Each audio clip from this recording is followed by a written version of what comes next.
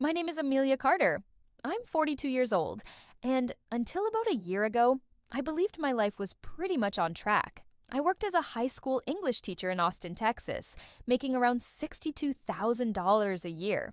It wasn't glamorous, but it paid the bills for our cozy two-story home on Oakwood Drive in the Hyde Park neighborhood. My husband Daniel and I had been married for 12 years. He was charming, driven, and came from a modest background like mine. We met at the University of Texas during our undergrad days. His family, the Harrisons, were solid middle-class folks from Dallas. Nothing flashy. There was no prenup. We were both starting from scratch, building everything together. We joked about it back then. What's yours is mine, and what's mine is yours. Mostly student loans and ramen noodles.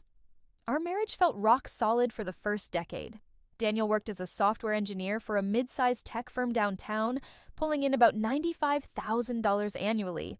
We had date nights at local spots like Uchi for sushi or weekend hikes in Barton Springs. We talked about adopting a dog, maybe even starting a family once we saved enough for fertility treatments. Turns out kids weren't in the cards naturally. Life was predictable, comfortable. Then in September 2024, Daniel's great-uncle Theodore passed away at 92. Theodore Harrison had been a recluse, a former oil executive who'd invested wisely in tech stocks back in the 90s. No one in the family knew the extent of his wealth until the will reading. Daniel, as the only nephew who'd bothered visiting him in his nursing home in Houston over the years, was named the primary beneficiary. The estate? Valued at $9.4 million after taxes and fees, mostly in liquid assets, stocks, and a few properties. I remember the call coming while I was grading papers in our living room. Daniel burst through the door from work, his face flushed. "Amelia, you won't believe this," he said, waving a letter from the estate lawyer. "Uncle Theo left me everything. We're set for life." We celebrated that night with takeout from Torchy's Tacos and a bottle of cheap champagne we'd been saving. For a week, it was bliss, planning trips to Europe, maybe buying a cabin in the hill country. But then, the whispers started. Daniel began having closed-door calls with his parents, who drove down from Dallas unannounced. His sister, Laura, showed up too, all smiles but with that calculating glint in her eye. I overheard snippets. "Protect what's yours, and she's great, but family first." By mid-October, the shift was undeniable. Daniel grew distant, snapping over small things like who paid the utility bill. When I asked about setting up a joint investment account for the inheritance, he brushed it off. "My family's advisor says we should keep it separate for now. Tax reasons." I nodded, but a knot formed in my stomach. On October 28th, he dropped the bomb. We were sitting on our porch swing, the autumn breeze carrying the scent of barbecue from a neighbor's grill. "Amelia, I think we need some space," he said, staring at his hands. "This money, it's changed things. I want to explore what life could be like on my own." "Space?" I echoed, my heart pounding.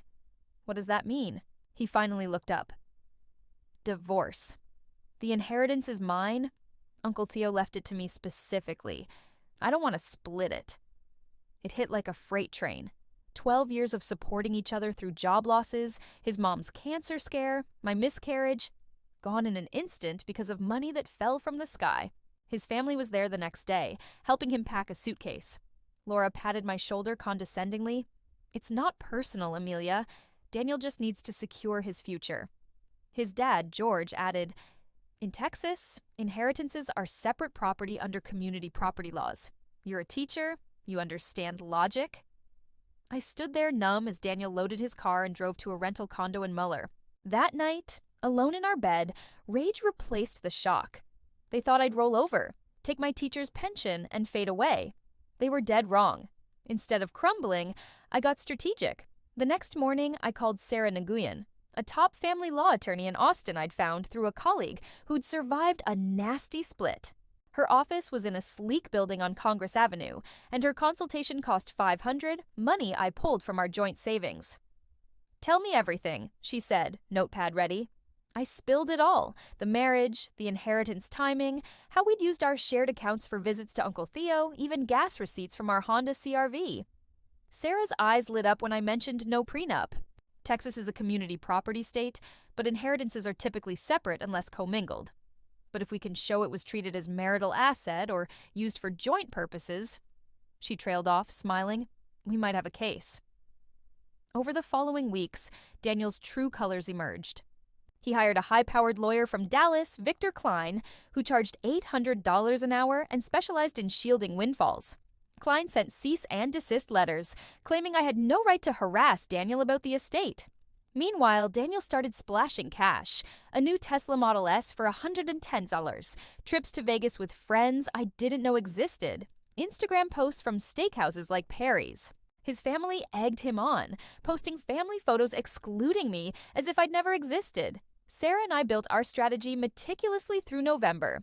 We subpoenaed bank records showing Daniel had deposited the initial $2.3 million probate check into our joint Chase account before separating us. Classic commingling. Better yet, emails from years back proved I'd encouraged those nursing home visits, even packed care packages using household funds. But the jackpot? Texas Family Code. Section 3.03. If separate property produces income during marriage, that income is community property. Uncle Theo's estate included dividend-paying stocks. Daniel had been cashing those checks into our shared portfolio. By December, Daniel was cocky. He offered a generous settlement, $500 to start over. I declined through Sarah. This isn't just money, I told her. It's principle. The Harrisons panicked, trying back-channel pleas. Laura called, voice syrupy. Amelia, take the $500,000, don't drag this out. I hung up. Discovery in January revealed more. Daniel had used inheritance funds to pay off our joint credit card debt, $15,000 worth, solidifying the mixing of assets. The first court date at the Travis County Courthouse on February 10, 2025, was electric. Klein argued aggressively. Mrs. Carter is attempting to claim an inheritance never intended for her. Texas law protects such assets. Judge Marcus Ruiz, a no-nonsense veteran with 15 years in family court, nodded thoughtfully. Sarah countered, Your Honor, the respondent has commingled the inheritance with marital property, using it for joint debts and expenses. Moreover, income from the estate during marriage is clearly community under state law. The hearing stretched into March, with depositions exposing lies. Daniel claimed the visits to Uncle Theo were solo efforts, but photos from my phone showed us together. His Tesla purchase? Paid partly with a wire from the joint account. Klein slipped up in a filing admitting marital contributions to the relationship with Theodore. Admission enough for Sarah to pounce. As April approached, offers rolled in. $1.5 million, then $2.8 million. It's tempting, Sarah admitted in her office, sipping coffee. But we can win more. I agreed. The night before the final ruling, I walked to Zilker Park alone, reflecting on how Daniel's greed had unraveled everything. His family had always seemed supportive, but money revealed the rot. The final hearing on April 15, 2025, dawned crisp and clear, a rarity for Austin's humid spring. I wore a tailored navy blazer I'd bought for parent-teacher conferences years ago, a quiet nod to the life I'd built with Daniel. The Travis County Courthouse buzzed with the usual chaos. Lawyers in sharp suits, nervous clients clutching folders, and the faint hum of reporters outside. Word of our case had spread, tagged as Teacher versus Tech Heir by local outlets like the Austin American-Statesman. Daniel sat across the courtroom, flanked by his parents and Laura, all in designer outfits that screamed new money. His lawyer, Victor Klein, whispered furiously, probably sensing the tide turning. I caught Daniel's eye for a moment. He looked away, jaw tight. Judge Marcus Ruiz called the session to order at 9:05 a.m. Case number 2025 DR00932, Carter versus Carter. Mr. Klein, your opening statement. Klein stood, adjusting his $3,000 Brioni tie. Your Honor, this is a clear case of overreach. My client inherited $9.4 million from his great-uncle, a personal bequest. Texas law protects inheritances as separate property, and Mrs. Carter is exploiting minor technicalities to claim what isn't hers. His voice dripped with disdain, painting me as a scheming opportunist. I clenched my fists under the table, but Sarah shot me a calm glance. We've got this. Sarah rose for our side. Your Honor, Texas Family Code Section 3.03 is explicit. Income from separate property during marriage is community property. Mr. Carter deposited estate dividends into a joint account and used inheritance funds to pay marital debts. He commingled assets, nullifying any claim to sole ownership. Furthermore, Mrs. Carter's contributions to the relationship with the deceased strengthened the estate's value. She laid out our evidence with precision, like a teacher grading a flawless essay. The evidence phase was brutal for Daniel's side. Sarah presented bank statements showing $47,000 in dividends from Uncle Theo S. stocks deposited into our Chase account between October and December 2024. She showed the $15,000 credit card payment for our joint debts, traced to the inheritance's first probate check. My favorite moment? When Sarah projected a 2022 email, Heidi sent Daniel, "Don't forget Theo's favorite cookies for the nursing home visit. Grab them with the grocery money." It proved I'd used marital funds to nurture that relationship, tying me directly to the inheritance's origin. Klein's cross-examination floundered. He grilled me on the stand about my intentions with the money. "Mrs. Carter, didn't you encourage those visits to curry favor with a wealthy relative?" I leaned into the microphone. "No, Mr. Klein. I encouraged them because Theo was lonely and Daniel cared about him. I packed those care packages because that's what families do." The courtroom was silent. Even Judge Ruiz nodded slightly. Daniel's testimony was worse. He stammered through Sarah's questions about the Tesla purchase, admitting he might have used the joint account by mistake. Klein's face reddened. He knew that slip was fatal. By lunch recess, the Harrisons were unraveling. Laura stormed out, muttering about ungrateful spouses. George tried one last plea in the hallway. "Amelia, we'll give you $3.5 million.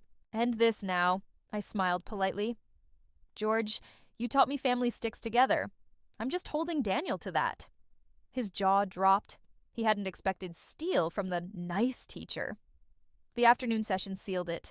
Sarah introduced Klein's own filing from November 2024, where he'd written, "The estate's initial funds were processed through a joint account for convenience." She pounced.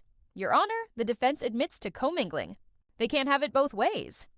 Klein tried to backtrack, claiming it was a clerical error, but Judge Ruiz's expression said he wasn't buying it. At 2:45 p.m., he delivered the ruling.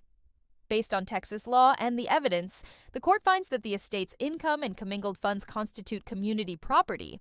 Mrs. Carter is awarded 50% of the $9.4 million, totaling $4.7 million to be dispersed within 90 days. Daniel's mother gasped. Laura swore under her breath. Daniel just stared at the floor. Outside, reporters swarmed. A KVUE reporter shoved a mic in my face. "Ms. Carter, how does it feel to win?" I paused, feeling the weight of the past year. It's not about winning, it's about fairness. I built a life with someone who forgot what that meant. Sarah squeezed my arm as we walked to my car. By July 2025, I'd received my share. Daniel sold his Tesla and one of Theo's properties to cover it. Last I heard, he'd moved back to Dallas, working for his dad's logistics firm at $70,000 a year. His family cut me out completely, which suited me fine. I used part of the money to start a nonprofit tutoring center for low-income kids in East Austin, named Open Pages. It serves 120 students now, with a staff of 15. I still live in our Hyde Park house, now mine alone, with a rescue dog named Scout. Every morning, I walk in past the oak trees feeling lighter than I have in years. The Harrisons thought money defined worth. They forgot loyalty, love, and the law don't bend to greed. Their own choices built the trap they fell into. I didn't need revenge, just the courage to stand my ground. And that, it turns out, was enough.